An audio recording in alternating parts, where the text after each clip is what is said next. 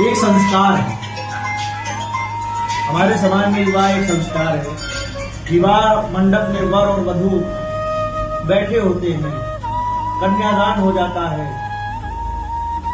शाकोच्चार होता है, कन्या के मांग में सिंदूर पड़ जाता है, 61 आहुतियां प्रदान हो जाती हैं वर के हाथ से।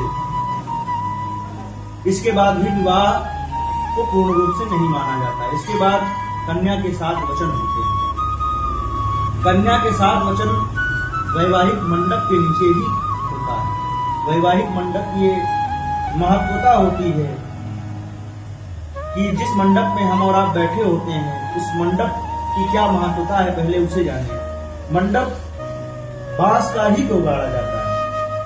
मंडप तो तमाम प्रकार के सामग्रियों से भी बनाया जा सकता है।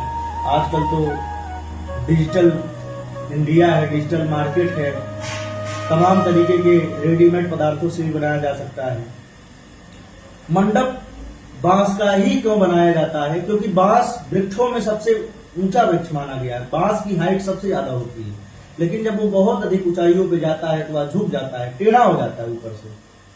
तो बांस से हमको और आपको यह सीख लेनी चाहिए कि वैवाहिक जीवन में हम और आप कितने भी आगे क्यों ना बढ़ जाएं, कितने ही ऊंचाइयों पर क्यों ना पहुंच जाएं, सदैव अपने से बड़ों के सामने हमको और आपको झुके ही रहना है, अड़े नहीं रहना है। अर्थात कोई बड़ा बुजुर्ग व्यक्ति हमको और आपको कोई उपदेश करे, कुछ हमको कहें, तो हमको और आपको धैर्य के साथ, विनम्रता के साथ झुक करके उन्हें सुनना चाहिए। अर्थात उनके सामने सदैव झुक करके ही चलना चाहिए। या बांस के मंडप से हमें सीख मिलती है। कुशा से छाया जाता है, कुश और काश से। कुश की महत्वता यह है कि जब समुद्र मंथन हुआ, उसमें से जब अमृत का कलश निकला, तो उस अमृत को, कलश को रखने के लिए कुशे का प्रयोग किया गया, कुशा पर उसे रखा गया। कुशा इसीलिए परम पवित्र माना गया है। कुशे से ही पंडित जी लोग ओम अपवित्र पवित्र होगा, अर्थात पवित्र करते हैं, तो कुशा परम पवित्र है। इसलिए कुश और काश के नीचे बैठ करके विवाह होता है। तीसरा ये है कि कहीं कहीं, यहाँ तो नहीं, लेकिन कहीं कहीं हम और आप देखते हैं कि विवाह में चकरी का प्रयोग किया जाता है।